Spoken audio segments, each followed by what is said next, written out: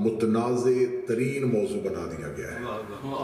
یعنی کہ ولایت میں بات کی جائے تو ایک مخصوص فکر جو ہے وہ متوجہ ہو جاتی ہے کہ شاید ہمیں برا بلا کہا جانے لگا ہے. ولایت کسی کو گالی دینے کا نام نہیں، قرآن کی تلاوت ہی کو ولایت کہتے ہیں. قطعاً اس کا مطلب یہ نہیں ہے کہ جو بندہ ولایت پڑھے تو وہ کسی دوسرے کو گالی دے گا. ولایت امیر المومنین یا ولایت الہیہ یا ولایت معصومین کا تعلق کسی کو برا بھلا کہنے سے نہیں. اب اس موضوع کو اتنا متنازع بنا دیا گیا ہے کہ جبکہ اس کا تذکرہ اللہ نے خود قرآن میں کیا ہے. ذمہ دار احباب تشریف فرما ہے قرآن میں لفظ ولی 20 مرتبہ آیا ہے. 20 مرتبہ خدا نے لفظ ولی کا استعمال کیا ہے اور مختلف معنوں میں کیا ہے. لفظ ولی جو عربی زبان سمجھتے ہیں یا جو سمجھنا چاہتے ہوں، ولی مصدر ہے، اس سے بہت سے لفظ نکلتے ہیں. عربی زبان میں لفظوں کے خاندان ہوتے ہیں. ولی جو لفظ ہے جو اس کا خاندان ہے، مثلا مولا بھی ولی سے نکلا ہے، تولا بھی ولی سے نکلا ہے، ولیونا ولیوکم، یہ سارے جتنے بھی لفظ ولی سے نکلے ہیں یہ قرآن میں 236 مرتبہ آئے ہیں. بسم اللہ.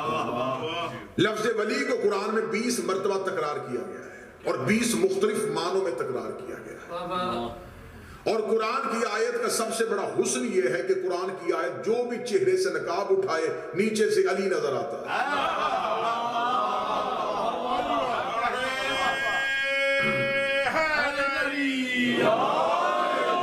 تھوڑی تمہیدی مجلس ہے، تمہیدی مجلس میں یقیناً خطیب کے لیے مشکل ہوتا ہے کہ اس نے موضوع کی بنیاد رکھنی ہوتی ہے کہ میں نے اگلے دنوں میں کس موضوع میں کس بنیاد کے تحت سفر کرنا ہے. لفظ ولایت کو متنازع بنا دیا گیا کہ شاید لفظ ولایت متنازع ہے. 2 صورتیں مجھے نظر آئی ہیں کہ ولایت کے معنی کے اور ولی کے معنی کو جو چھپایا گیا. 2 صورتیں ہیں، یا علم کی کمی کی وجہ سے چھپایا گیا یا علی کے بغض کی وجہ سے چھپایا گیا.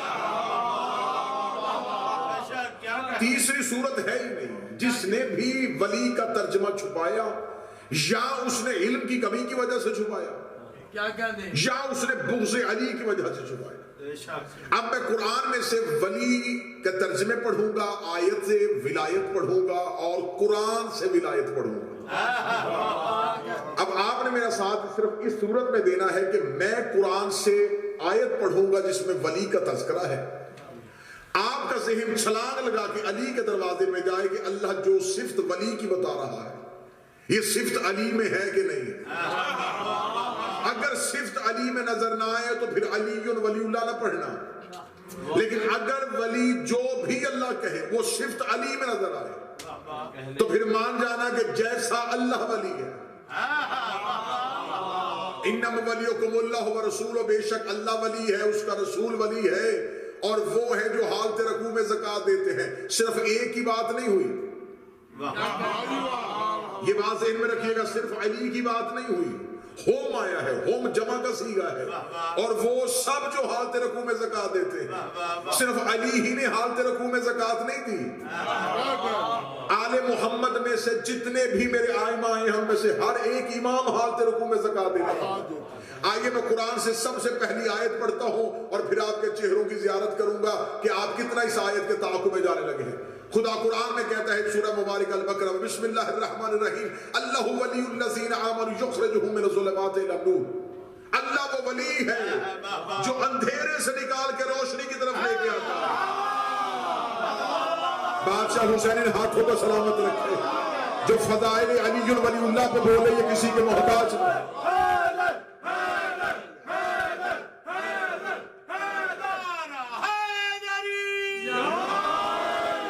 قرآن نے پہلی صفت بیان کی سورہ مبارکہ البقرہ، اللہ ولی الذین آمنوا یخرجہم من الظلمات الی النور. اللہ وہ ولی ہے جو اندھیروں سے نکالتا ہے، نور کی طرف لے کے جاتا ہے. اس کا مطلب خدا نے ولی کی پہلی صفت بتائی کہ ولی وہ ہوتا ہے جو اندھیرے میں رہے نہ، اندھیرے سے نکالے. وہ اندھیرے میں رہ کے اندھیرے سے نہیں نکالتا، وہ اندھیروں سے نکالتا ہے، روشنی کی طرف لے کے آتا ہے. اب اندھیرے سے مراد کیا ہے کہ کون سا اندھیرا؟ اندھیرے سے مراد کیونکہ ہمارے ہاں اردو میں الفاظ کی کمی ہے تو معنی بھی کمی ہے. ہم یہ سمجھتے ہیں تاریکی کو اندھیرا کہتے ہیں. تو آپ نے اکثر سیرت نبی، جو بھی بندہ سیرت نبی پڑھتا ہے، سیرت نبی پڑھتے ہوئے ایک جملہ تو بہت تکرار کیا جاتا ہے کہ جب رسول عرب میں آئے تو عرب میں جہالت کا اندھیرا. اس اندھیرے کا مطلب کیا ہے کہ عرب میں جہالت ہی جہالت تھی.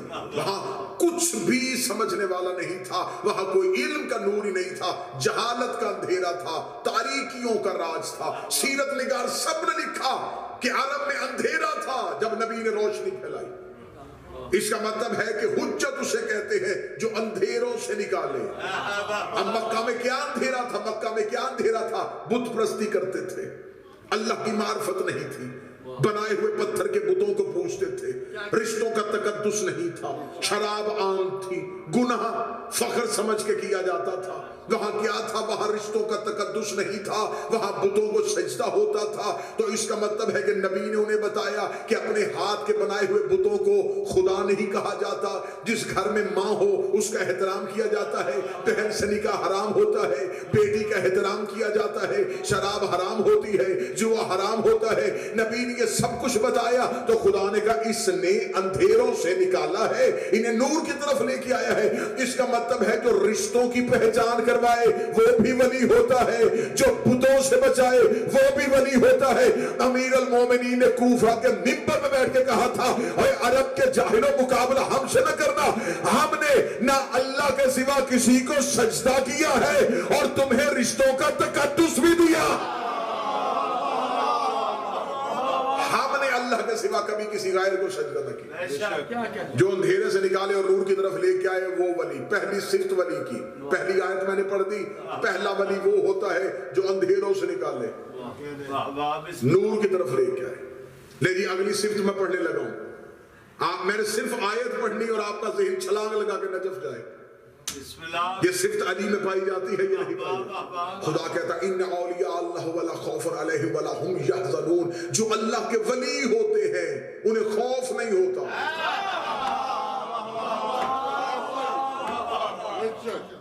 بندوں نے رائتی داد دی ہے، میں داد اندر سے نہیں لگا. جو ڈر جائے وہ ولی نہیں ہوتا.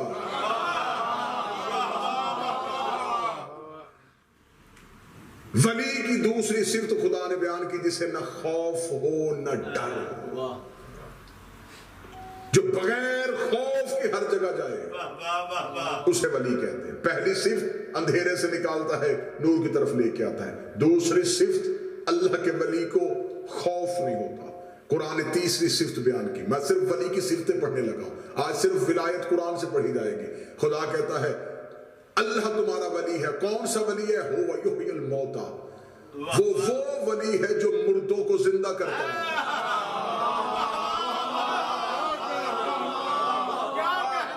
میں نے پہلی صفت بیان کی تھی جو اندھیرے سے نکال کے نور کی طرف لے کے آئے وہ بھی اللہ کا ولی ہوتا ہے. دوسری صفت بیان کی ہے کہ جو اندھیروں سے نکالتا ہے نور کی طرف لے کے آتا ہے، جو بغیر خوف کے جائے وہ ولی ہوتا ہے. تیسری صفت اللہ نے قرآن میں بیان کیا جو مردوں کو زندہ کرے، جو مردے کو زندہ کر دے، جو مردے کو زندہ کر دے وہ ولی ہوتا ہے. بندے چپ ہیں. میں فضائل علی تمہارے سینے پہ لکھنے لگا ہوں. کوفہ کے منبر ابیض میں بیٹھے تھے میرے بادشاہ علی ولایت کی صفتیں بیان کر رہے تھے. یا سامنے بیٹھے ہوئے ایک شخص نے کہا کہ اللہ بھی ولی ہے، تو بھی ولی ہے، تو اللہ تو مردے زندہ کرتا ہے، کیا تو بھی مردے زندہ کر سکتا ہے؟ امیر المومنین نے ہاتھ پکڑا، کوفہ کے سب سے پرانے قبرستان پہ لے گئے. علی نے فرمایا اپنی مرضی کی قبر پہ کھڑا ہو. اس نے ایک اپنی مرضی کی قبر پہ کھڑا ہوا. علی نے قبر پہ حکم بے اذنی اٹھ، علی کے حکم سے مردہ کفن سمیت اٹھا اور اٹھتے ہی اس نے پہلا جملہ کہا السلام علیکہ یا ولی اللہ.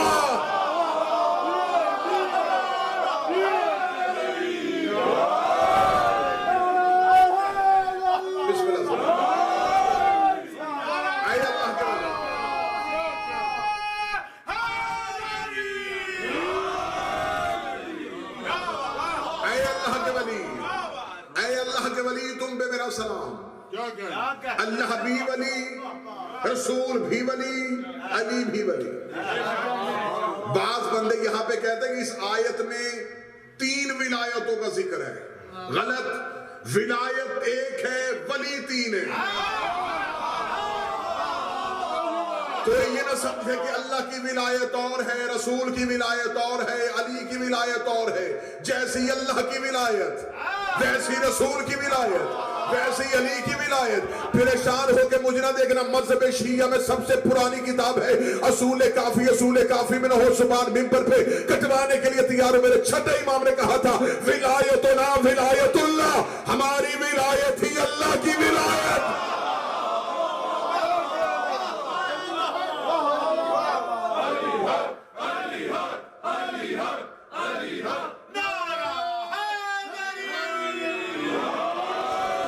جس نے ہماری ولایت کو پہچانا اس نے اللہ کو پہچانا. ولایت کہتے ہیں اختیار کو. اللہ کے پاس اختیار ہے، اس نے اپنی مرضی سے وہی اختیار رسول کو دیا، وہی اختیار علی کے پاس، وہی حسن کے پاس، وہی حسین کے پاس، وہی آج 12ویں کے پاس. ولایت اختیار کو کہتے ہیں. علی ولی اللہ توحید کی نفی کا نام نہیں، توحید کے ثبوت کا نام.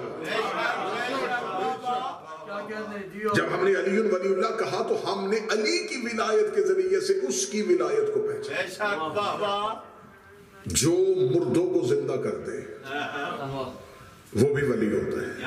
آیت 3 پڑھی گئی تھی، آیت 4 آیت کی طرف چڑھتے. سورہ مبارکہ یوسف، یہ جو میں آیت پڑھنے لگا ہوں اسے قرآن میں دعائی یوسف بھی کہا جاتا ہے. بسم اللہ بسم اللہ. کنویں میں پھینکا اللہ کے نبی یوسف کو، گرتے ہوئے اللہ کے نبی نے کہا انت ولی الدنیا والآخرہ، تو مجھے بچا کیونکہ دنیا میں بھی تو ولی ہے، آخرت میں بھی تو ولی ہے. گرتے ہوئے حضرت یوسف نے کنویں میں اللہ کو ولی کہہ کے پکارا. یہاں قرآن نے 4تھی صفت بتائی. میں صفت پڑھنے لگا، جو نبی کو بچائے. بادشاہ حسین ہاتھوں کو سلامت رکھے. جو نبی کو بچائے، جو نبی کو بچائے، جو نبی کو بچائے وہ ولی ہوتا ہے. میں نے مجلس پڑھ کے کہیں چلے تو نہیں جانا، کل بھی آؤں گا، پرسوں بھی آؤں گا، جب چاہو حوالہ دکھانے کے لیے تیار ہو. علی نے ممبر پہ بیٹھ کے کہا تھا میں وہ علی ہوں جس نے یوسف کو کنویں سے نکالا تھا.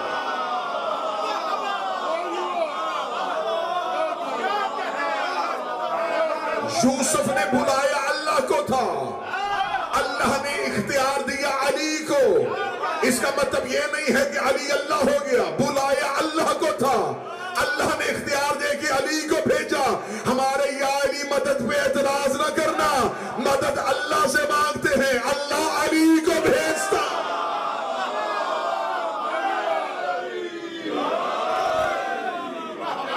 انت ولی تو دنیا میں میرا ولی، تو آخرت میں میرا ولی. جو یوسف کو کنویں سے بچائے وہ ولی ہے. اللہ کی ولایت، رسول کی ولایت، علی کی ولایت. اللہ بھی ولی، رسول بھی ولی، علی بھی ولی. جیسا اللہ ولی ویسا رسول ولی، ویسا علی ولی. ولایت ایک ہے، ولی تین ہے. اور خدا نے پہلے ولی کا تذکرہ نام لیا، انما ولیکم اللہ، میں ولی ہوں، اپنا نام بتایا. رسول کا باری ہے، نام بتایا. لیکن جب علی کی باری آئی تو خدا نے نام نہیں بتایا، نشانیاں بتائی. نشانی خدا نے ایسی بتا دی کہ جو کام ہر کوئی کر سکتا تھا. فرمایا وہ ہے جو حالت رکوع میں زکوٰۃ دیتے ہیں. آیت علی نے یہ نہیں کیا کہ خدا نے آیت پہلے بھیجی اور علی نے زکوٰۃ واجب.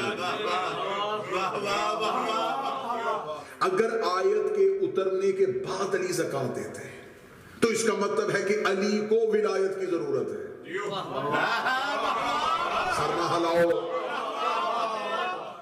اگر تو امیر المومنین دیکھتے کہ اللہ نے ولایت کی نشانی بتائی ہے کہ جو حالت رکوع میں زکوٰۃ دے تو مجھے ولایت کی ضرورت ہے، میں حالت رکوع میں زکوٰۃ دے دوں. نہیں، زکوٰۃ پہلے دی، آیت بعد میں. پھر مجھے دو ہی جملوں میں سے ایک جملہ کہنے دو. یا اگر علی پہلے عمل کر رہے ہیں, آیت بعد میں آ رہی, اگر علی آیت کے بعد زکات دیتے, اس کا مطلب علی کو ولایت کی ضرورت ہے. اگر علی نے عمل پہلے کی اور آیت بعد میں ہے تو پھر مانو ولایت کو علی کی ضرورت ہے.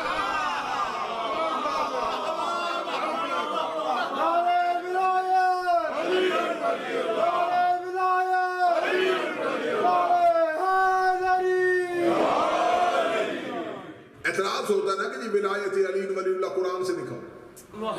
اب میں قرآن سے علی ولی اللہ پڑھ رہا ہوں, اور یہ بھی میرے معاشرے میں ایک انتہائی غلط بات مشہور ہوئی ہے کہ ہر چیز قرآن سے دکھاؤ. اگر ہم سوال کرنے پہ آ گئے تو پھر کچھ بھی قرآن سے نہیں ملے گا. اسلام کے 73 فرقے ہیں, نام قرآن سے دکھاؤ. ہر ایک ملک میں علیحدہ اسلامی حکومت ہے, نظام قرآن سے دکھاؤ. نمازیں 5 پڑھتے ہو, نمازوں کے نام قرآن سے دکھاؤ. فجر کی 2 ہے, ظہر کی 4 ہے, عصر کی 4 ہے, مغرب کی 3, عشاء کی 4, قرآن سے دکھاؤ. روزہ کتنے بجے رکھنا ہے, کتنے بجے کھولنا ہے, دکھاؤ قرآن سے.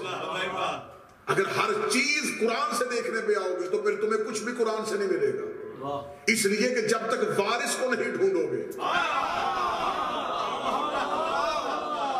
اور جب قرآن سے ڈھونڈنے کی بات آتی ہے تو پھر عبداللہ ابن عباس علی کے مفسر نوکر نے کہا تھا کہ میرا اونٹ صحرا میں گم ہو جائے تو میں اس کی رسی کو بھی قرآن سے ڈھونڈ لوں.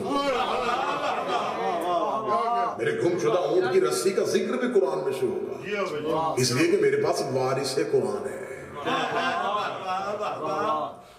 اللہ ولی, رسول ولی, اور وہ ولی ہیں جو حالت رکوع میں زکات دیتے. آیت پہلے آ گئی, علی نے عمل پہلے کر دیا تھا اور آیت بعد میں آ گئی. جب آیت اتر چکی تو خدا نے, رسول نے کہا کہ یہ کام کیونکہ علی نے کیا تھا. چند لوگوں نے اکٹھے ہو کے بیٹھ کے مشورہ کیا کہ دیکھو آیت میں علی کا نام نہیں. پوری ذمہ داری کے ساتھ لفظ کہنے لگا, پوری ذمہ داری کے ساتھ, آیت میں علی کا نام نہیں ہے. خدا نے دی ہے نشانی, جب تک نبی زندہ ہے تب تک بتائے گا کہ علی نے انگوٹھی دی گی. نبی کے جانے کے بعد جب کبھی ہم بھی اپنی حکومت سنبھالیں تو یہ آیت ہم اپنے اوپر بھی لے کے آ سکتے ہیں. لہذا کرنا کیا ہے, حالت رکوع میں کسی فقیر کو دروازے پہ کھڑا کریں گے, انگوٹھی دے دیں گے. واللہ بخدا میں عزا خانے میں ہوں, باوضو ہوں, بندوں نے حالت رکوع میں انگوٹھیاں دی, اور انگوٹھی دینے کے بعد جا کے کہنے لگے یا رسول اللہ ہم نے بھی انگوٹھی دی ہے, کیا اس آیت کے مصداق ہم بھی ہو گئے؟ کہنے لگے رسول نے فرمایا کیوں انگوٹھی دی تھی؟ کہنے لگے ولایت کا مصداق ہونے کے لیے. فرمایا ولایت تو نہیں اتری, آیت بھی نہیں اتری, نماز دوبارہ پڑھو, اللہ نے تیری نماز باطل کر دی. نماز دوبارہ پڑھو, کیونکہ خدا بغیر وجہ کے نماز میں حرکت پہ نماز کو باطل کر دیا. تم نے بغیر وجہ کی حرکت کی. کہنے لگے اچھا تو علی نے بھی تو رکوع میں دی تھی. فرمایا علی کی نماز پہ تمہاری نماز ایسی ہے. علی نے دی تھی اطاعت پروردگار میں. نماز ہے اطاعت پروردگار کا نام, اطاعت میں اطاعت آئے تو نماز باطل نہیں ہوتی. لیکن اگر اطاعت میں لالچ آ جائے تو نماز باطل ہو جاتی. علی نے لالچ میں انگوٹھی نہیں دی تھی, علی نے اطاعت میں دی تھی. اطاعت میں اطاعت آئی تو نماز باطل نہیں ہوتی. اللہ ولی, رسول ولی, اور وہ ہیں جو حالت رکوع میں. میں نے قرآن سے ولی کی 5 صفتیں بیان کی, اور پانچوں کی پانچ جو الحمدللہ آپ کو علی کے دروازے سے نظر آئی. پانچوں کی پانچوں علی کے دروازے سے نظر آئی. اب اگر اتنی واضح دلیل علی کی ولایت کی تھی تو پھر آج میں پہلا سوال کھڑا کرنے لگا ہوں, پھر لوگوں نے علی کی ولایت کو تسلیم کیوں نہیں کیا؟ دیکھیں رسالت امام نے مکہ میں آ کے کہا کہ لا الہ الا اللہ. اس دور میں عرب کے کافروں کے ہاں توحید کا کوئی تصور نہیں تھا. متوجہ بات کی, کوئی تصور نہیں تھا. رسول نے فرمایا اللہ کو مانو. ایک طاقت ہے جس کو ماننا پڑے گا, وہ نظر نہیں آتی, اسے مانو. انہوں نے کہا ہم مان تو لیں گے لیکن بتا اگر تو اللہ کا نبی ہے تو معجزہ دکھا. نبی نے اپنے اختیارات دکھائے، نبی نے اپنے معجزات دکھائے، اختیارات دکھائے، پتھروں سے کلمہ پڑھوایا، درخت کو چلایا، یہ معجزات نبی دکھاتے رہے۔ انہوں نے معجزات دیکھنے کے بعد بھی کلمہ نہ پڑھا، لیکن جب رسول مدینہ سے لشکر لے کے مکہ میں آئے تو کیونکہ یہ بظاہر جاہ و حشم اور طاقت اور اقتدار کو ماننے والے لوگ تھے، انہوں نے نبی کے معجزات اور اختیارات دیکھ کے کلمہ نہیں پڑھا، نبی کی طاقت اور لشکر دیکھ کے کلمہ پڑھا۔ میں پوری ذمہ داری سے اسلامک ہسٹری پڑھ رہا ہوں۔ اگر آپ دیکھیں کہ وہ لوگ جو مکہ میں بعد میں مسلمان ہوئے، وہ رسول ان میں 40 سال رہ کے گئے، اس نبی نے معجزات دکھائے ہیں، اس نبی نے اختیارات دکھائے ہیں، یہ نبی کے اختیارات دیکھ کے مسلمان نہیں ہوئے۔ جب رسول ایک بہت بڑا لشکر لے کے مدینہ کے باہر آئے، اب یہ خوف زدہ ہو گئے، اب انہیں پتا چل گیا کہ اگر اب کلمہ نہ پڑھا تو مارے جائیں گے۔ اب انہوں نے اسلام قبول کیا ہے لشکر دیکھ کے، طاقت دیکھ کے۔ خم غدیر کے بعد اگر علی بھی لشکر لے کے آتے ہیں، کس کی جرت تھی علی ولی اللہ کا انکار کرتا؟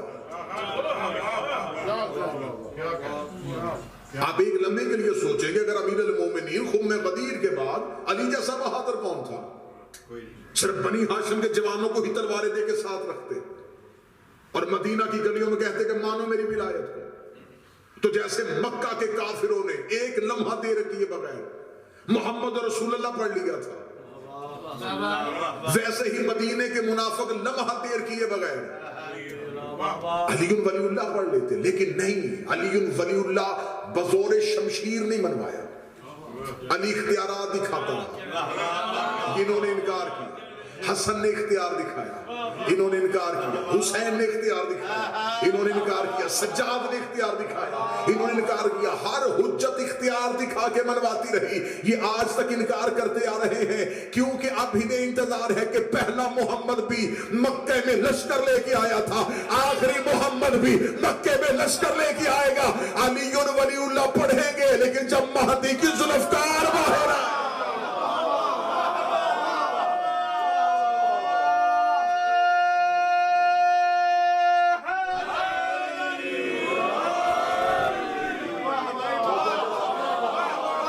انتظار ہے ذوالفقار مہدی کا۔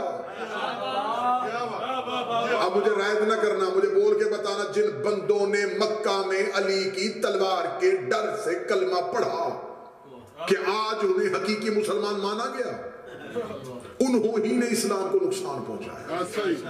اس کا مطلب ہے کہ موت کے ڈر سے اگر کسی کو مانا جائے تو پھر وہ مانا نہیں جاتا۔ ماننا وہ ہے جو اختیار دے کے مانا ہے۔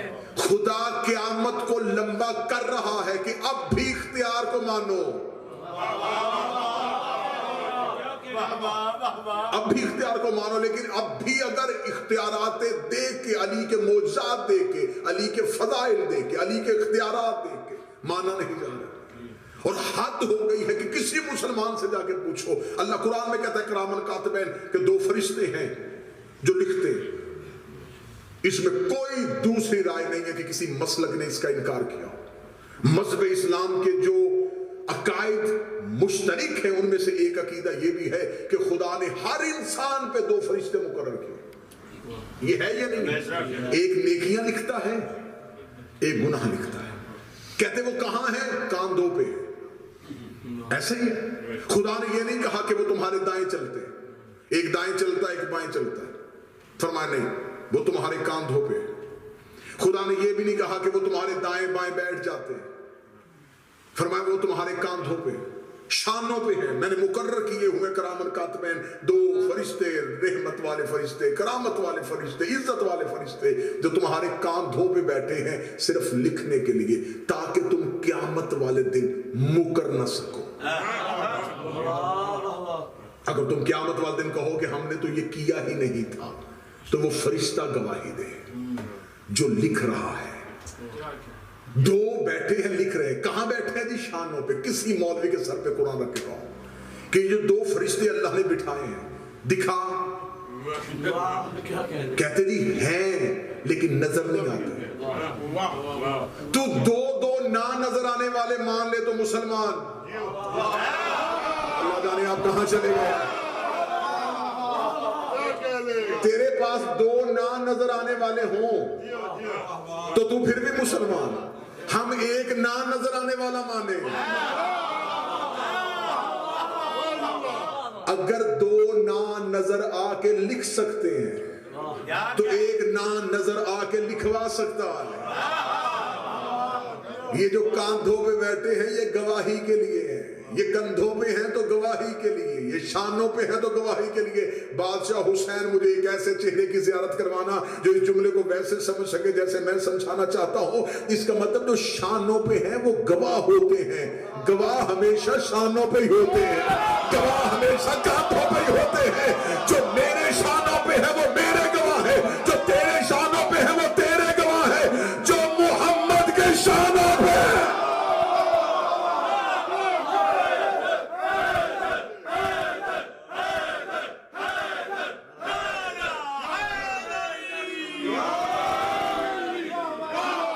جو مصطفیٰ کے شانوں پہ ہیں وہ مصطفیٰ.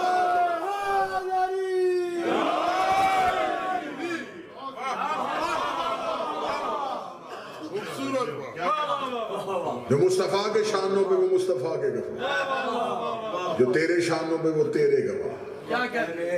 دائیں شانے پہ حسن بیٹھا ہے, بائیں شانے پہ حسین بیٹھا ہے. تمہیں اپنے شانوں والے گواہوں پہ تو یقین ہے, لیکن جو مصطفیٰ کے شانوں پہ بیٹھے. آج مولوی نے کہا کہ درمیان سے مانگ نکالو, یہ نبی کی سنت ہے. مانگ نکال لی, یہ پوچھا ہی نہیں کہ نکالی کیوں. ہاں یہ لکھا ہے سیرت کی کتابوں میں کہ ہمارے رسالت میں آپ بالوں میں سے درمیان سے مانگ نکالتے تھے. تم نے نبی کو دیکھا, مانگ نکال لی, یہ پوچھا ہی نہیں کہ کیوں نکالتے تھے. سنتیں دیکھی ہیں, وجہ نہیں پوچھی. رسالت میں آپ درمیان سے مانگ اس لیے نکالتے تھے, دائیں کاندھے پہ حسن بیٹھتا تھا, بائیں کاندھے پہ حسین بیٹھتا تھا. ادھر والی زلف حسن پکڑتا تھا, ادھر والی زلف حسین پکڑتا تھا. نبی کہتے میں گوارا ہی نہیں کرتا, جتنی حسن کے ہاتھ میں ہو اتنی ہی حسین کے.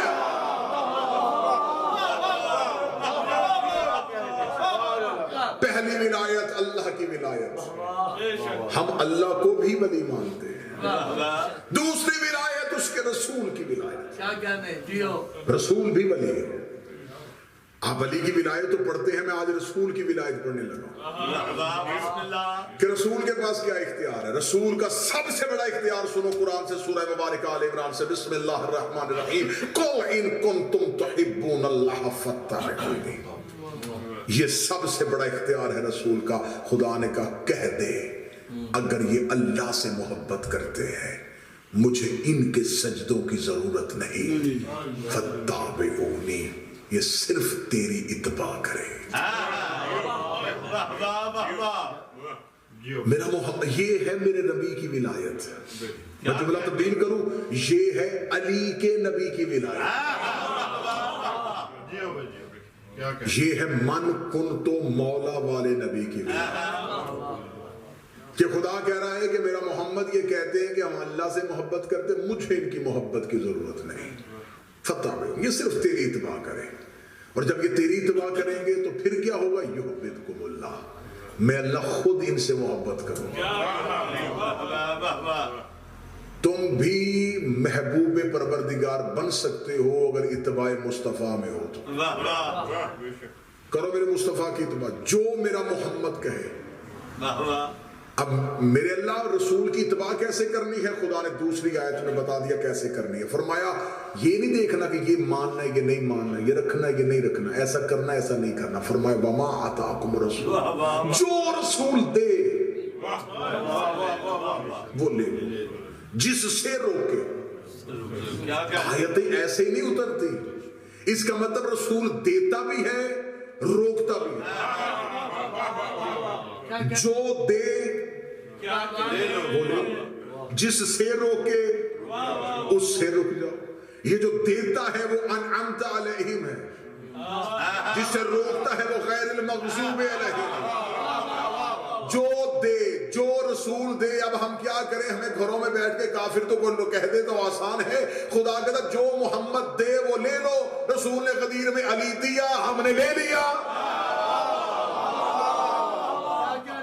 پورے کا پورا دین اتباع رسول میں بند ہے، پورے کا پورا دین اتباع رسول میں بند ہے۔ رسول نے کہا اللہ ہے، ہم نے دیکھا نہیں، مان لیا۔ رسول نے کہا جنت ہے، ہم نے دیکھی نہیں لیکن لالچ رکھ لیا۔ رسول نے کہا جہنم ہے، ہم نے دیکھی نہیں لیکن خوف کھا گئے۔ رسول نے کہا ایک فرشتہ آتا ہے، ہم نے دیکھا نہیں تھا لیکن ہم ایمان لے آئے۔ رسول نے فرمایا ایک میکائیل نامی فرشتہ ہے، ہم نے دیکھا نہیں تھا، ہم نے مان لیا۔ رسول نے فرمایا اسرائیل روح قبض کرنے کے لیے آتا ہے، ہم نے دیکھا نہیں تھا، مان لیا۔ رسول نے فرمایا آسمان 7 ہے، ہم نے مان لیے۔ فرمایا نمازیں 5 ہیں، ہم نے مان لی۔ فرمایا روزہ اس وقت میں سحر رکھنا ہے، ہم نے مان لیا۔ فرمایا حج پہ اتنے چکر لگانے ہیں، ہم نے مان لیا۔ فرمایا صفا اور مروہ پہ دوڑنا ہے، ہم نے مان لیا۔ فرمایا بڑوں سے محبت کرو، ہم نے مان لی۔ فرمایا چھوٹوں سے شفقت کرو، ہم نے کہا لبیک یا رسول اللہ۔ فرمایا ہمسایوں کے حقوق کا خیال رکھو، ہم نے کہا لبیک یا رسول اللہ۔ فرمایا ایک دوسرے کے ساتھ ہمدردی کیا کرو، ہم نے کہا لبیک یا رسول اللہ۔ فرمایا دائیں ہاتھ سے کھایا کرو، ہم نے کہا لبیک یا رسول اللہ۔ فرمایا درمیان سے مانگ نکالا کرو، ہم نے کہا لبیک یا رسول اللہ۔ فرمایا مسواک کیا کرو،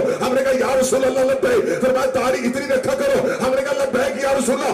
جو کہتے گئے وہ کرتے گئے، جو کہتے گئے وہ کرتے گئے۔ محمد کے کہنے پہ نہ دیکھا اللہ مان لیا، غدیر پہ دکھایا ہوا ہاتھ کیوں نہ۔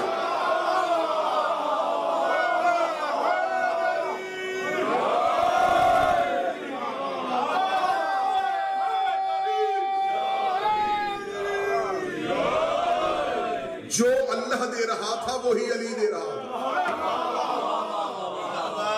جو جنت دے رہا تھا وہی علی دے رہا تھا، جو قرآن دے رہا تھا وہی علی دے رہا تھا۔ اس کا مطلب تو نے نبی سے بھی وہ لیا جو تیری مرضی میں تھا، اور نبی نے جب غدیر میں علی دیا تو کس انداز سے دیا؟ صدقے جاؤں یا رسول اللہ، تو جان جاتا تیری امت کے دلوں میں علی کا بوس ہے۔ نبی نے سیدھا ہی علی نہیں پہنچایا، پہلے ان سے کچھ منوایا۔ اب آپ کو تو نہیں پتا کہ میں تقریر کر رہا ہوں کہ میں اگلا جملہ کیا پڑھنے والا ہوں، میں آپ سے پہلے کچھ منوا لوں، میں آپ سے کہوں گی جی میں کچھ کہوں گا تو آپ سب مانیں گے، میں بہت دیکھیں میں آپ کا مہمان ہوں، مہمان کی عزت واجب ہے، آپ سب اقرار کر لیں، اور میں اس کے بعد کہوں کہ آپ سٹینڈنگ فارم بھر دیں۔ میں کہہ نہیں رہا، میں ویسے مثال دے رہا ہوں۔ تو آپ کو پہلے میں ذہن بنواؤں پھر کچھ بنواؤں۔ اب نبی نے ذہن کیسے بنوایا؟ سنیے گا پلیز ساتھی ساتھی۔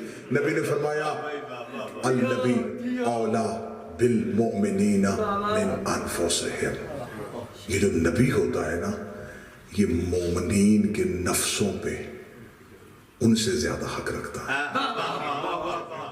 تمہارے پاس تمہارا نفس ہے لیکن مالک میں ہوں، تمہارے نفسوں کا حاکم میں ہوں۔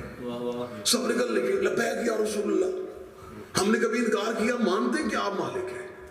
فرمایا پھر سنو اللہ مولانا، اللہ میرا مولا ہے۔ انہوں نے کہا لبیک یا رسول اللہ۔ فرمایا وَأَنَا مَوْلَاكُمْ، میں تمہارا مولا ہوں۔ کہنے کہ ٹھیک ہے یا رسول اللہ۔ فرمایا من کنت مولا، میں بات سمجھانے لگا ہوں۔ نبی نے پہلے کہا، پہلے اپنی ولایت منوائی۔ میری ولایت کیا ہے؟ میں تمہاری جانوں پہ تم سے زیادہ حق رکھتا ہوں، یہ ہے میری ولایت۔ پھر اس کے بعد نبی نے دوسری بات کی وہ اللہ مولانا، اللہ میرا مولا ہے، میرا اللہ مولانا، اللہ میرا مولا ہے۔ اب آیت کی تفسیر دیکھنا، میں بس اسی جملے پہ آج رکنے لگا۔ انم ولیکم اللہ، اللہ ولی، رسول کہہ رہے اللہ مولانا، اللہ میرا ولی ہے۔ یہ ہو گئے انم ولیکم اللہ، پہلا ولی بنوا لیا۔ پھر فرمایا انا مولاکم، میں تمہارا مولا، ورسولہ، دوسرا ولی بھی بنوا لیا۔ پھر کہا من کنت مولا فعلی مولا، جس کا میں مولا ہوں اس کا یہ علی مولا ہے۔ اللہ میرا مولا ہے، میں تمہارا مولا ہوں۔ پھر جس کا میں مولا ہوں اس کا علی مولا ہے۔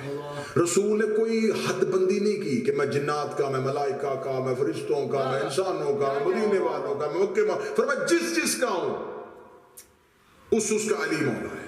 پہلے کہا اللہ میرا مولا ہے، یعنی کہ اللہ، میں اللہ کو مولا مانتا ہوں، اللہ پہ واجب نہیں کہ وہ مجھے مولا مانے۔ بات بڑی نتیجے والی ہے اور اس پہ آج کی گفتگو روکنے لگا ہوں۔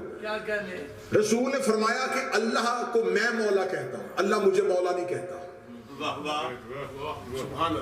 میں تمہارا مولا ہوں، اور جس کا میں مولا ہوں اس کا علی مولا ہے۔ بڑی گہرائی میں جا کے بات سننا، رسول نے کہا کہ اللہ کو میں مولا کہتا ہوں، اللہ نہ مجھے مولا کہتا ہے نہ علی کو مولا کہتا ہے۔ اللہ نہ میری اطاعت میں ہے نہ علی کی اطاعت میں ہے، میں اللہ کی اطاعت میں ہوں، تم میری اطاعت میں ہو، لہٰذا جس کا میں مولا ہوں اس کا یہ علی مولا ہے۔ رسول نے توحید کو اوپر رکھ لیا، پھر اپنی رسالت منوائی، پھر علی کی ولایت منوائی۔ فرمایا صرف اللہ ہی پہ ہے کہ وہ علی کو مولا نہ مانے، صرف اللہ ہی پہ ہے کہ علی کو مولا نہ مانے، صرف اللہ ہی ایک ایسا ہے جو علی کو مولا نہ مانے۔ بندے سامنے کھڑے تھے ریگستان میں، وہ سمجھ رہے تھے کہ مصطفیٰ خطبہ دے رہا ہے، نبی خطبہ نہیں دے رہا تھا، نبی پلٹا کے انہیں دوبارہ مکے میں پھینکنے لگا تھا۔ نبی نے فرمایا تم نے آج کے بعد علی کو مولا ماننا ہے، صرف اللہ ہی ہے جو علی کو مولا نہیں مانے گا۔ آج کے بعد اگر تم میں سے کسی نے علی کو مولا نہ مانا تو اس نے اپنے آپ کو توحید کا شریک بنا لیا۔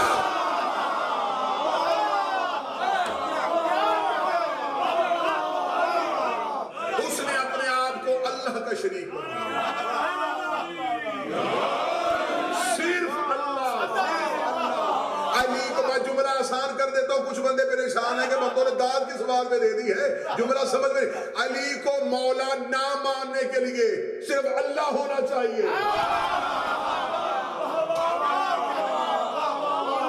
اگر تم چاہتے ہو کہ علی کی مولائیت کو نہیں ماننا تو پھر اللہ بنو، اور جو اللہ کے ساتھ خود کو شریک بنائے وہ ہوتا ہے مشرک۔ علی کے فضائل پڑھنے سے بندہ مشرک نہیں ہوتا، علی کا انکار کرنے سے بندہ مشرک ہو۔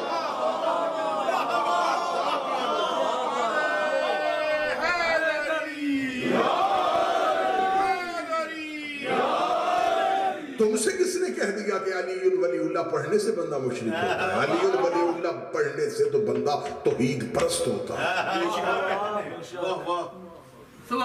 ہم علی الولی اللہ کے قائل ہیں۔ اگر ہم نے کہہ دیا کہ علی اللہ ہے تو پھر اس کا مطلب ہے کہ ہم نے علی کو پہچان لیا۔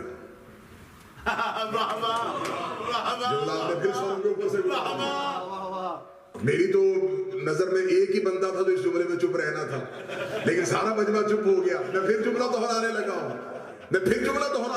اگر ہم نے کہا کہ علی اللہ ہے تو اس کا مطلب ہم نے علی کو پہچان لیا۔ اور رسول فرماتا ہے یا علی ما عرفک الا اللہ معنا، اے علی تجھے میرے اور اللہ کے سوا کوئی پہچان ہی نہیں سکتا۔ اب جو بھی علی کو پہچاننے کا دعویٰ کرے یا تو وہ خود کو رسول کہے یا تو وہ خود کو علی الولی اللہ پڑھنے والا نصیری نہیں ہو سکتا، لیکن علی الولی اللہ کا انکار کرنے والا کافر ضرور ہو سکتا۔ فضائل علی پڑھنے سے بندہ مشرک نہیں ہوتا، علی کا انکار کرنے سے بندہ مشرک۔ بڑی آسان چیز ہو گئی نا، بندے کو تانا دینے کے لیے، الزام لگانے کے لیے بڑی آسان چیز ہے، جی مشرک ہے، جی مشرک ہے۔ مشرک کی تعریف کیا ہے؟ جو شرک کرے۔ شرک کسے کہتے ہیں؟ جو اللہ کے ساتھ کسی کو اللہ مانے، اسی کو مشرک کہتے ہیں۔ جو اللہ جیسا کسی کو مانے، جاؤ جا کے کتابیں اٹھا کے دیکھ لو، التوحید شیخ صدوق کی اٹھا کے دیکھ لو۔ بندے نے آگے معصوم سے پوچھا تھا مولا شرک کسے کہتے؟ فرمایا تو بتا شرک کسے کہتے؟ اس نے کہا مولا اللہ جیسا کسی کو مانو تو شرک ہے۔ امام نے کہا تو بتا اللہ کیسا ہے؟ ہائے ہائے ہائے، اردو زبان سمجھنے والے جیسا وہ بتا سکتا ہے جس نے کیسا دیکھا ہو۔ آپ مجھے کہہ سکتے ہیں کہ جیسا آپ پڑھ رہے ہیں ایسا ہی ہمارا بھی ایک بھائی پڑھتا ہے، اس کا مطلب آپ نے مجھے بھی دیکھا ہے، اسے بھی دیکھا ہے، میں یہ کہہ سکتا ہوں کہ جیسا نارتھ ہیمپٹن میں یہ دعائے زہرا امام بارگاہ، ایسا پاکستان میں بھی ایک امام بارگاہ ہے.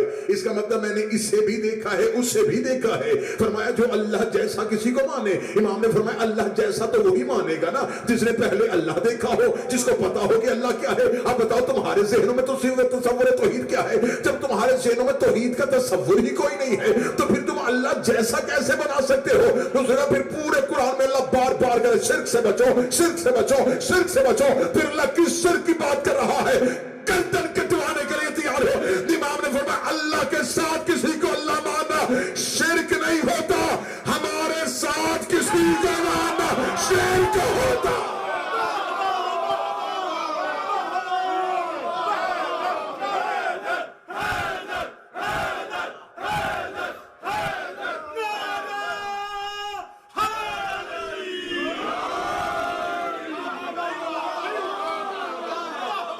ہمارے ساتھ کسی کو شریک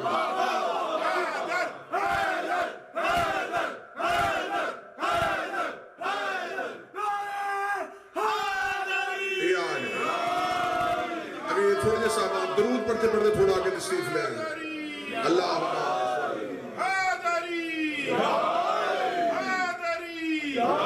اس کا مطلب ہے کہ جو ہمارے ساتھ کسی کو مانے، ہمارے عہدے کے ساتھ کسی کو مانے، ہم ولی ہیں، تم کسی اور کو ولی مانو گے مشرک ہو جاؤ گے.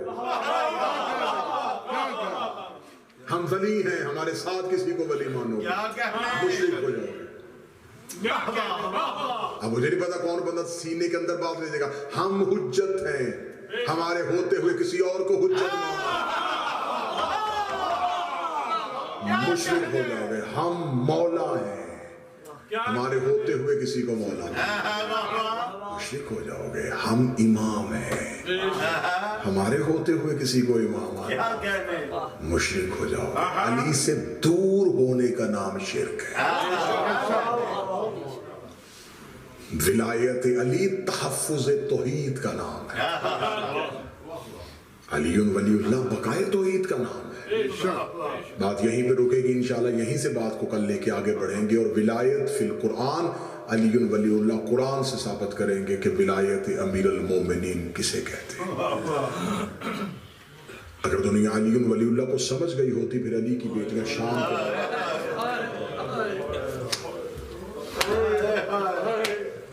یہ راتیں کیونکہ رونے کی ہیں. جو بھی آتے ہیں وہ رونے کی نیت کے ساتھ آتے ہیں کیونکہ ہم فضائل صرف اس لیے پڑھتے ہیں. ورنہ آل محمد کے ہاں جو مجلسیں ہوتی تھی، آئمہ کے ہاں جو مجلسیں ہوتی تھی، وہاں صرف مرثیہ پڑھا جاتا تھا. مولا ذاکر کو کھڑا کرتے کہتے ہمیں ہمارے جد کا مرثیہ سنا. لیکن یہ ہم مجلسوں کو فضائل اس لیے پڑھتے ہیں کہ جن کو رویا جائے ان کی فضیلت کا پتہ چل جائے کہ جن کو ہم رو رہے ہیں ان کی فضیلت کیا تھی. بزرگ مقدمین ذاکرین ایک جملہ کہا کرتے تھے، وہ میں جملہ دہرانے لگا، بڑا خوبصورت جملہ. وہ کہتے ہیں کہ اللہ نے جو آل محمد کو عطا کیا اسے فضائل کہتے ہیں، جو امت نے آل محمد کو دیا اسے فضائل. جو اللہ دیتا رہا وہ فضائل، جو امت دیتی رہی وہ مسائل. آج یکم محرم ہے، حکم ہے کہ آج کا مضمون ودا پڑھا جائے، روانگی پڑھی جائے. موضوع اتنا بڑا ہے کہ روانگی اگر پڑھی جائے تو 1 گھنٹہ بھی روانگی کے مضامین پڑھے جاتے ہیں. روانگی پڑھوں، حسین کا دربار سے آنا پڑھوں، حسین کا فہرست لکھنا پڑھوں، بہت لمبا مضمون ہو جائے گا. ایک ہی دن روانگی پڑھنی ہے. کل پھر اگلے مضمون آ جائیں گے. کل امام حسین کی آمد پڑھی جائے گی. جو ترتیب مجھے جناب ناصر جعفری صاحب نے دی ہے اس کے مطابق آج ہی کا ایک دن ہے. ورنہ ہم بہت سی جگہوں پہ 2-3 دن روانگی پڑھی جاتی ہے. تو آج ایک ہی دن ہے. تو آج روانگی میں حسین کے ودا پڑھنے لگا ہوں، میں حسین کی رخصتیں پڑھنے لگا. ماتم و ماتم کی تیاری کرنا. پہلا ودا حسین نے دربار سے آنے کے بعد کیا نانا کی قبر پہ. پہلا ودا. بہت مشکل ہوتا ہے شریفوں کے لیے وطن چھوڑنا. اور پھر حسین جیسا، جہاں نانی کی قبر، جہاں ماں کی قبر، جہاں بھائی کی قبر، سب سے پہلا ودا کیا حسین نے قبر مصطفیٰ پہ آ کے۔ کتابیں کہتی ہیں 27 رجب کی ڈھلتی ہوئی شام تھی، 26 رجب کو حسین دربار سے آئے، 27 کا سارا یہ دن ہاشمیوں کو تیار کیا۔ جب مکمل تیاری ہو گئی تو 27 اور 28 کی درمیانی شب حسین اٹھے، نانا کی قبر پہ گئے، نانا کی قبر پہ جا کے حسین نے سر سے امامہ اتارا، قبر محمد پہ ہاتھ رکھ کے کہتے نانا یزید سے کس نے کہہ دیا کہ تیرا بیٹا کوئی نہیں ہے؟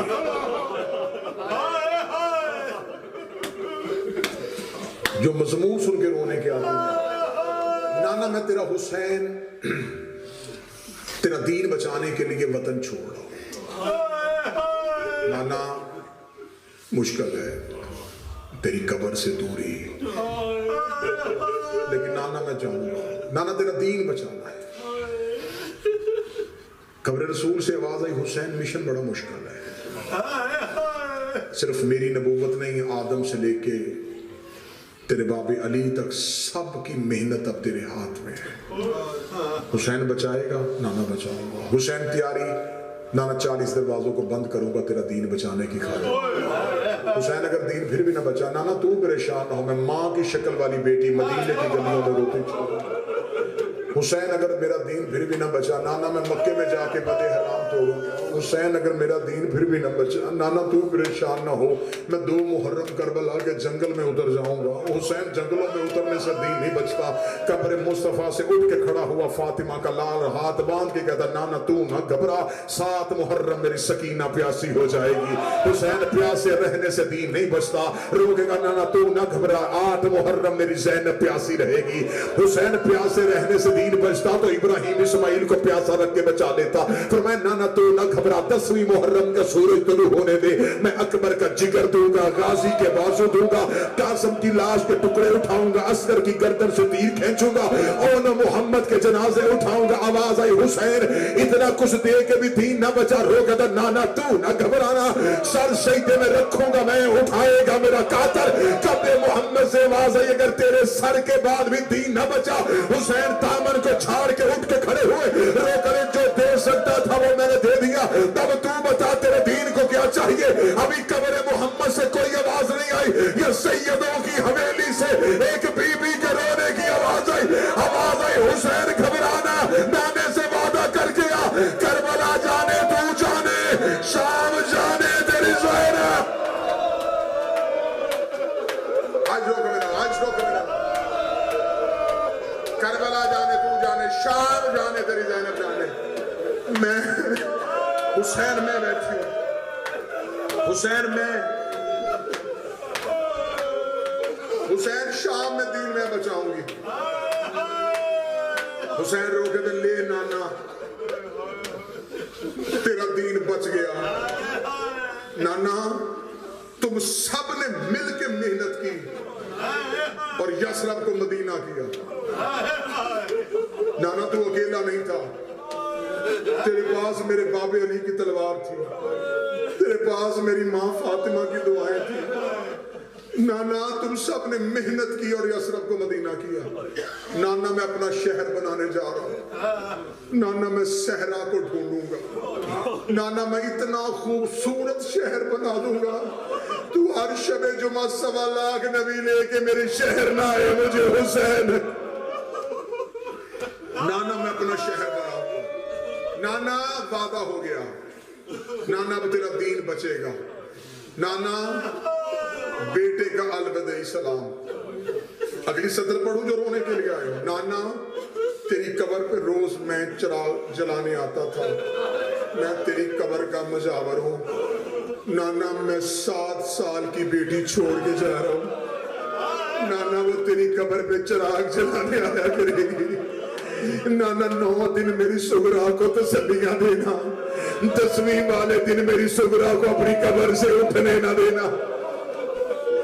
لے نانا بیٹے کا آخری سلام۔ یوں اٹھے قبر رسول سے جیسے تھکا ہوا مزدور گھر میں، حسین نے ایسے بلا تشبیہ کمر پہ ہاتھ رکھے قبر محمد سے اٹھے، چند گز کے فاصلے پہ تھی ماں کی کچی قبر، ماں کی قبر پہ نظر پڑی۔ میں دوسرا ودا پڑھنے لگا ہوں، ماں کی قبر پہ نظر پڑی۔ حسین روتے روتے بیٹھ گئے۔ جن کی مائیں ہیں اللہ سلامت رکھے، جن کی دنیا سے چلی گئی ہیں جناب سیدہ کے پہلو میں جگہ عطا فرمائے۔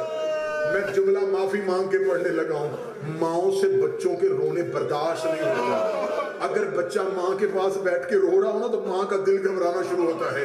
ماں دوسری یا تیسری بار کہتی ہے اب روتا بھی رہے گا یا کچھ بتائے گا بھی۔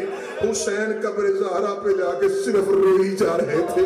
فاطمہ کی قبر سے آواز آئی، حسین صرف روئے گا بھی یا کچھ بتائے گا؟ رو کے کہتے اماں ایک بار قبر سے اٹھ کے باہر آ، میری زینب تیار ہو گئے۔ اماں میں بہنیں لے کے شہر چھوڑا، اماں تیرے دین میں مصیبت بن گئی ہے، اماں میں بہنیں لے کے جا رہا۔ اب میں جملہ سیدوں سے معافی مانگ کے پڑھنے لگا ہوں۔ قبر سیدہ سے آواز آئی، حسین میں نے اتنا زخم برداشت کیا تھا، دین پھر بھی نہیں بچا؟ وہ کہتا نہیں اماں، قربانیاں زیادہ دینی پڑے گی۔ اماں تیرا صرف دروازہ چلیا، مجھے خیمے چلوانے پڑے گی۔ اماں تیرا صرف ایک پہلو زخمی ہوا، اماں حسین کو سر سے لے کے پاؤں تک زخمی۔ اماں الوداع، اماں حسین جا رہا ہے۔ قبر سیدہ سے آواز آئی، حسین تو تنہا نہیں جائے گا، جہاں جہاں تو جائے گا ماں ساتھ آئے گی۔ حسین تیرے آخری سجدے تک ماں تیرے ساتھ رہے گی۔ 2 ودے سن لیے، 5 ودے کل پڑھوں گا۔ تیسرا ودا، ماں کی قبر سے اٹھے حسن کی قبر پہ، بلا تسبیح قبر پہ دونوں ہاتھ رکھے کہتے کاش آج تو زندہ ہوتا، میں تیرے ساتھ مشورے کرتا، آج مجھے حسن تیری بڑی یاد آ رہی ہے۔ قبر حسن سے آواز آئی، حسین خود کو تنہا نہ سمجھنا، میرا قاسم یتیم سمجھ کے نظر انداز نہ کرنا، جب دین میں مشکل آئے میرے حصے کی قربانی قاسم کی صورت میں دے دینا۔ پہلا ودا رسول سے، دوسرا ودا ماں سے، تیسرا ودا بھائی سے۔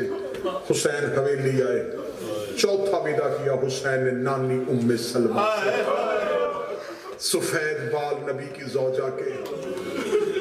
حسین گئے، دونوں ہاتھ ماتھے پر رکھ کے جھک کے سلام، اماں میرا سلام۔ بی بی ام سلمہ جو ضعیفہ ہو چکی تھی، اپنے ابروؤں کو اٹھایا، حسین آج تیرے چہرے پہ غربت کیوں ہے؟ اماں مدینہ چھوڑا۔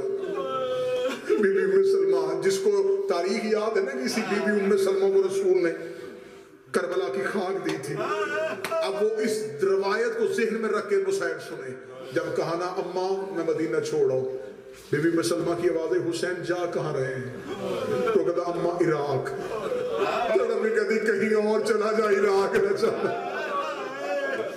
حسین کہیں اور چلا جا، عراق نہ جانا، مجھے تیرا نانا رسول ایک خاک دے کے گیا ہے، اسے کہ جب یہ لہو بن جائے سمجھ لینا میرا حسین مارا گیا ہے۔ بی بی ام سلمہ سے ودا کر کے حسین اگلا ودا کرنے کے لیے آئے غازی کی ماں کے پاس۔ ام المنین کے حجرے میں آ کے کہا اماں بیٹے کا آخری سلام۔ شہزادی ہاتھ باندھ کے کھڑی ہو گئی، رو کہتی ہے تمہارا طرز ہے، تم ماں کہتے ہو، میں تو کنیزی کا دعویٰ لے کے آئی تھی، مولا کیوں وطن چھوڑا ہے؟ فرمایا دین نانے کا بچانا ہے۔ تڑپ کے چند قدم، اب جن کے گھروں میں علم ہے نا، جو غازی کے علم پہ سلام کرتے ہو، جن کی منتیں عباس پوری کرتا ہے، 4 قدم آگے بڑھ کے کہتی ہے حسین اگر جانا ہی ہے تو ایسے کر غازی کو ساتھ رکھنا، جب دین میں مصیبت آئے گی تو غازی کو لڑنے دے گا۔ بی بی ام البنین کے سامنے عباس کی ماں کا یوں جھریوں والا ہاتھ حسین نے اپنے ہاتھ میں لیا اور عباس کی ماں کے ہاتھ کا بوسہ دے کے کہنے لگا اماں مجھے معاف کر دے، میں نے تیرے غازی کو لڑنے نہیں دینا۔ جب کہنا میں نے تیرے غازی کو لڑنے نہیں دینا، روک کہتی پھر جنگ کرنے نہیں جا رہا۔ حسین روک لے، جنگ کرنے جانا ہوتا تو زینب کو ساتھ لے کے جاتا، زینب کا نام آنا تھا۔ ام البنین دیوار کے ساتھ لگ کے کھڑی ہو گئی، روک کہتی علی کی بیٹی گھر سے باہر جا رہی ہے۔ فرمایا ہاں علی کی بیٹی گھر سے باہر جا رہی ہے۔ ام البنین دوڑ کے کمرے میں گئی، غازی کا ہاتھ پکڑا، رقیہ کا ہاتھ پکڑا، قبر محمد پہ لے گئی،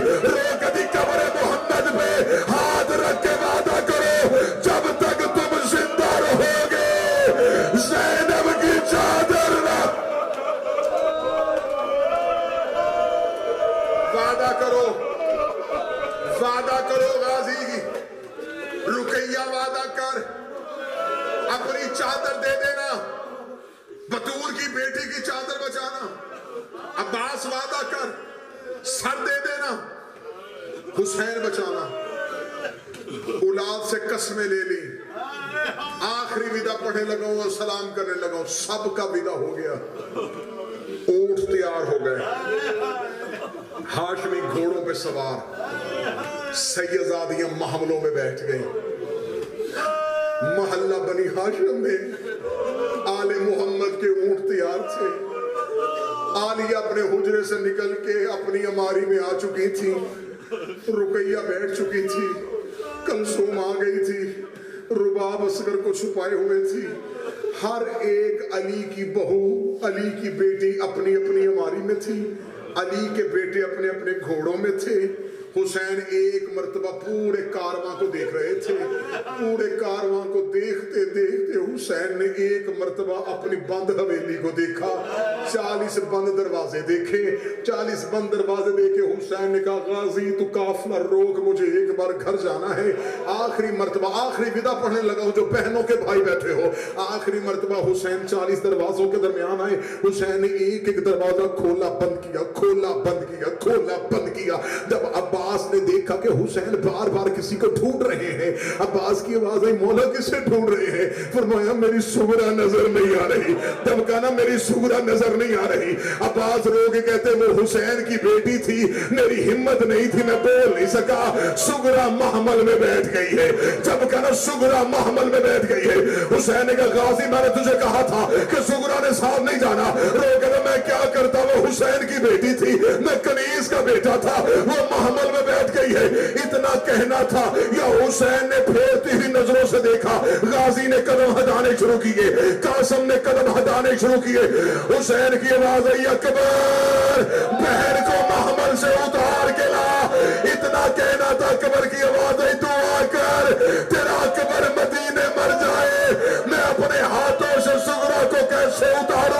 अकबर अमारी के करीब गया, आवाज आई, सुगरा तूने नहीं जाना,